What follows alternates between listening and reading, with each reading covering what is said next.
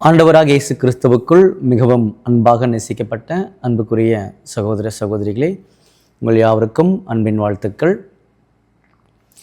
விசேஷ விதமாக ஜீவனும் ஜீவ உரிமைகளும் என்ற தலைப்பின் கீழாக சில ஆழமான காரியங்களை பார்த்துட்ருக்குறோம்.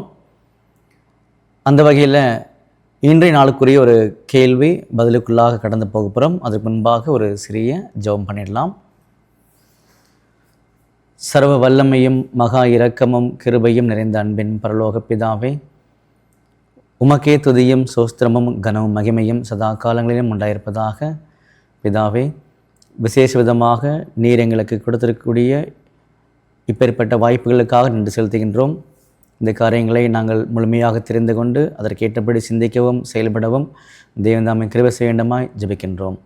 இவை யாவும் எங்கள் மீட்பரும் இரட்சகரும் குருவுமாகிய ஆண்டவராகிய இயேசு கிறிஸ்து நாமத்தினாலே கேட்கிறோம் நல்ல பிதாவே, ஆமேன். அன்புக்குரிய சகோதர சகோதரிகளே, இந்த இது போன்ற அநேக முயற்சியானது ஒரு முதல் கட்டம்தான், சரிங்களா? அட்லீஸ்ட் முதல்ல நமக்கு என்ன இருக்குன்ற இன்ஃபர்மேஷன் எல்லாமே நம்ம கேதர் பண்ணிக்கிட்டே வரோம். அதுக்கப்புறமா அநேக தெளிவுகளை என்ன பண்ணுவார்னா, அதன் காலப்பகுதியில் நம்ம நிதானிக்கும் பொழுது தினம் புரிய வச்சிருவார். அதனால் இந்த வாய்ப்புகளை பயன்படுத்தக்கூடியவர்கள் தொடர்ச்சியாக பயன்படுத்தும்படியாக கேட்டுக்கொள்கின்றோம். கேள்விக்குள்ளாக நம்ம கடந்து போகலாம். கர்த்தர் மனுஷனாவதற்கு முன்பு அவர் ஆவியின் சிருஷ்டியாக இருந்தபோது என்ன உரிமைகளை வைத்திருந்தார்?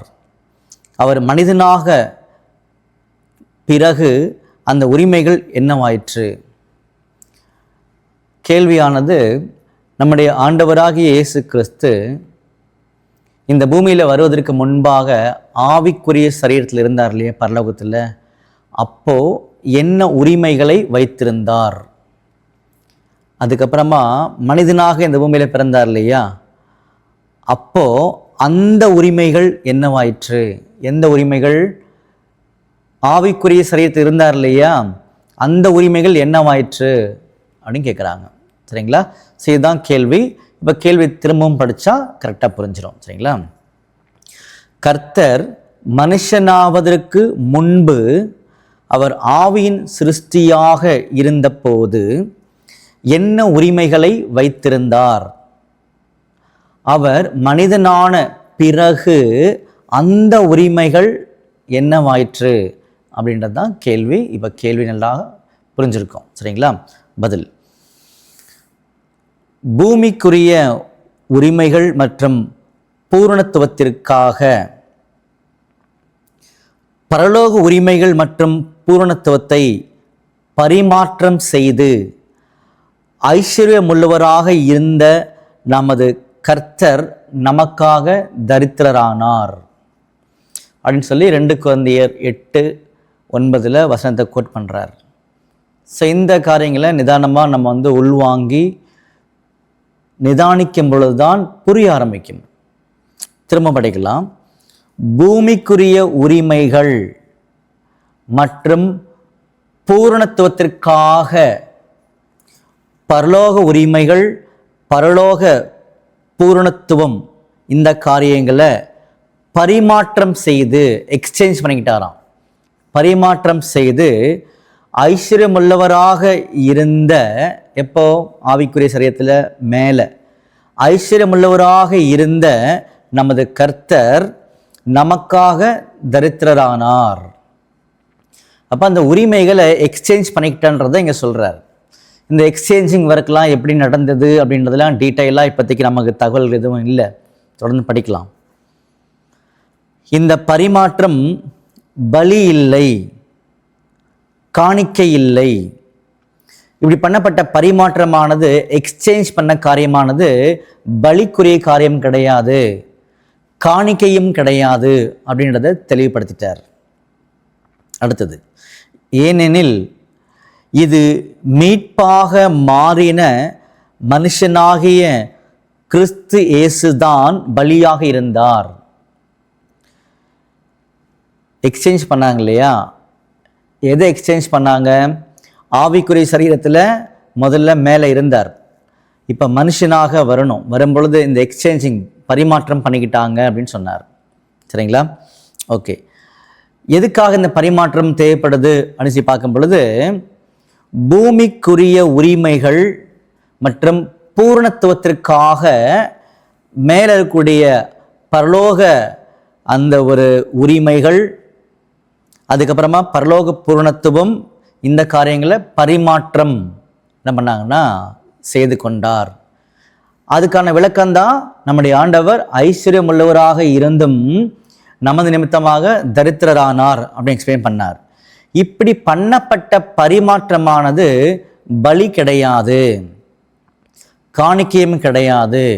ஏனென்றால் இது மீட்பாக மாறின, பாருங்க நல்லா வார்த்தை கவனிங்க, இது மீட்பாக மாறின மனுஷனாகிய கிறிஸ்து இயேசுதான் பலியாக இருந்தார். வேற யாருமே இங்கே பலி கிடையாது, வேற எதுவுமே பலியும் கிடையாது. ஸோ மனிதனாக மாறிய நம்முடைய இயேசுகிறிஸ்து தான் பலியாக இங்கே இருந்தார்ன்றது சொல்றார். அவர் மனுஷனாவதற்கு முன்பு இருந்த உரிமைகளை அவர் பலியிட்டார் என்று வேதாகமத்தில் எதுவும் தெரிவிக்கப்படவில்லை. மனுஷனாவதற்கு முன்பாக தன்னுடைய பரலோகத்துக்குரிய அந்த உரிமைகளையும் பூரணத்துவத்தையும் பலியிட்டார் நம்முடைய ஆண்டவர் அப்படின்றத மாதிரி வேதாகமத்தில் எங்கேயுமே இல்லை அப்படின்னு சொல்றார். எனினும் அவர் தமக்கு முன்பாக வைத்திருந்த சந்தோஷத்தின் பொருட்டு இவைகளை விலக்கினார்.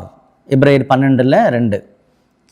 எனினும் அவர் தமக்கு முன்பாக வைக்கப்பட்ட சந்தோஷத்தின் பொருட்டு இவைகளை விலக்கினார். எவைகளை விலக்கினார் அப்படின்னா, இந்த பரலோகத்துக்குரிய உரிமைகளையும் பூரணத்துவத்தையும் விலக்கி வைத்திருந்தார் அப்படின்னு சொல்றார். அடுத்தது, மனிதனுக்கு தேவைப்படும் உரிமைகள், பூமிக்குரிய உரிமைகள் மனுஷீக உரிமைகள் ஆகும். திரும்ப படிக்கலாம். மனிதனுக்கு தேவைப்படும் உரிமைகள், பூமிக்குரிய உரிமைகள் மனுஷீக உரிமைகள் ஆகும். ஸோ மனுஷனுக்கு தேவைப்படக்கூடிய உரிமைகள்லாம் இதெல்லாம் மனுஷீக உரிமைகள் ஆகும் அப்படின்னு சொல்றார். அவர் தம்முடைய பூமிக்குரிய ஜீவனை பலியிட்டதன் மூலமாக, அவர் தம்முடைய பூமிக்குரிய ஜீவனை பலியிட்டதன் மூலமாக கர்த்தர் இயேசு அந்த உரிமைகளை மீட்கிறார். அவர் தம்முடைய பூமிக்குரிய ஜீவனை பலியிட்டதன் மூலமாக கர்த்தர் இயேசு அந்த உரிமைகளை மீட்கிறார். எந்த உரிமைகளை மீட்கிறார்? பூமிக்குரிய உரிமைகளை மீட்டெடுக்கிறார் அப்படின்னு சொல்றார். ஆவியின் சிருஷ்டியாக இருக்கும்போது ஆவிக்குரிய உரிமைகளை அவர் பலியிட்டிருக்க முடியாது. பரலோகத்தில் ஆவியின் சிருஷ்டியாக அவர் இருந்த பொழுது அந்த ஒரு பரலோகத்தின் ஆவிக்குரிய உரிமைகளை அவர் பலியிட்டிருக்க முடியாது. ஏனெனில், காரணம் என்ன? ஏனெனில் மரணத்துக்குள்ளாக கண்டனம் பண்ணப்பட்டவர்களாக ஆவியின் சிருஷ்டிகள் யாரும் இல்லை. பரலோகத்தில் நம்முடைய ஆண்டவர் இருந்தார். அப்போ ஆவிக்குரிய உரிமைகளும் பூரணத்துவமும் அவர்கிட்ட இருந்துச்சு. அதை பரலோகத்தில் அவர் பலியிட வேண்டிய அவசியம் இல்லை. ஏன் இல்லை அப்படின்னா, பரலோகத்தில் நியாயம் தீர்க்கப்பட்டவர்கள், மரணத்துக்குள்ளாக கண்டனம் பண்ணப்பட்டவர்கள் யாருமே இல்லையே. அப்போ அங்கே பலியிட வேண்டிய அவசியம் இல்லையே அப்படின்னு சொல்கிறார். சரிங்களா? அடுத்ததில், அவர் மீட்பதாக இருந்தவர் மனுஷனாகிய ஆதாம் ஆவார். அவர் மீட்பதாக இருந்தவர், அதாவது நம்முடைய ஆண்டவராக இயேசு கிறிஸ்து யாரை மீட்க வேண்டும் என்றால் மனிதனாகிய ஆதாமையை தவிர, ஆதாம் அவர்களை தான் மீட்கணுமே தவிர மேலே இருக்கக்கூடிய ஜீவிகளே அல்ல அப்படின்னு சொல்றார். மனுஷனால் மரணம் உண்டானபடியினால் மனுஷனால் மரித்தோரின் உயிர்த்தெழுதலும் உண்டாயிற்று. ஆதாமுக்குள் எல்லாரும் மரிக்கிறது போல கிறிஸ்துவுக்குள் எல்லாரும் உயிர்ப்பிக்கப்படுகிறார்கள் அப்படின்னு சொல்லி 1 கொரிந்தியர் 15 21-22 அவர் சொல்றார். அப்போ கேட்கப்பட்ட கேள்வியானது என்னது? கர்த்தர் மனுஷனாவதற்கு முன்பு ஆவியின் சிருஷ்டியாக இருந்தபோது என்ன உரிமைகளை வைத்திருந்தார்? பதில் என்ன? ஆவிக்குரிய உரிமைகள், ஆவிக்குரிய பூரணத்துவம் இது அவர்கிட்ட இருந்துச்சு அப்படின்னு சொன்னார். அந்த உரிமைகள் அவர் மனிதனான பின்பு என்ன ஆயிடுச்சு அப்படின்னா எக்ஸ்சேஞ்ச் பண்ணிக்கிட்டாரு, பலியிடவில்லை. ஏன்னா பலியிட வேண்டிய தேவை அங்கே இல்லை. இந்த பூமியில் தம்மை தான் என்ன பண்ணாருன்னா, அவரை தான் என்ன பண்ணாருன்னா பலியிட்டாரு அப்படின்னு பார்த்தீங்கன்னா இங்கே சொல்லி இந்த காரியங்களை முடிக்கிறார். ஸோ மிகவும் அருமையான உண்மைகள் உள்ள இருக்குது, ஆழமான புரிதலும் தேவைப்படுகின்றது. அதனால் தொடர்ந்து நிதானிக்கலாம். இப்போ ஒரு சிறிய ஜெபம் பண்ணி நம்ம முடிச்சிடலாம். வானத்துக்கும் பூமிக்கும் ஆண்டவரே, உமக்கே துதியும் சோஸ்திரமும் கனமும் மகிமையும் சதா காலங்களிலும் உண்டாயிருப்பதாக. பிதாவே, என்னுடைய வாழ்நாட்களில் நீ கொடுத்த இந்த ஒரு நன்மையான காரியங்களுக்காக நன்றி செலுத்துகின்றோம்.